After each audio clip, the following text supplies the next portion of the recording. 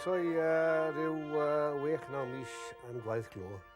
A mewn 8 mis, 9 mis, o'n i'n gweld y boys i gyd yn mynd bant fe. A fi ar ôl fe. A'r merched ar y boys yn gweud, fel i ti ar ôl o'i de. So oedd hi'n amser i wneud peth yn byrthu fe.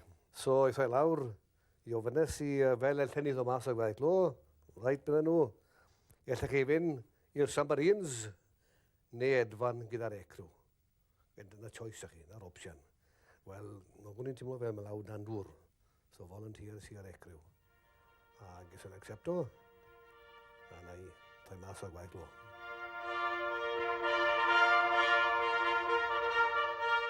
Ond i gallu gweld y gwbl. Oedd fwy o fyw dy fi na unrhyw un o'n nhw. So oedd 360 degree rotation yn y turret yn i gallu gweld bob cyfeiriad. Oedd llicen ar ei byddu. Nickname oedd Emlyn Williams. Felly ni edfan y nos. Ac o'n i'n teimlo fod fwy o gysgod i gael yn y nos. Oedd gynnodd o Lancasters yn yr awyr de fe. A'r un beth o'n i'n ofni fwyaf oedd collisions. Rhwng i fe. A oedd hwnna'n digwydd yn ymal. Gaethon ni sawl ni emes efo, ond beth sy'n sefyll mas yn ynghofi oedd ymwneud mas i'n noswaith.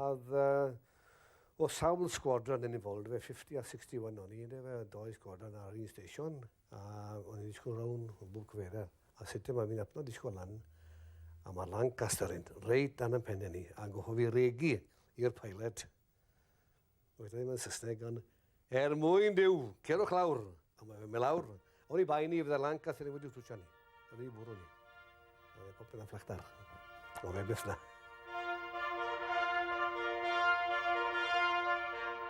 Disgwyl nôl wel y fe. O, mae'n gret. Glamour, oedd i gych o. Lot o glamour. Gael y wingin a'r stripes.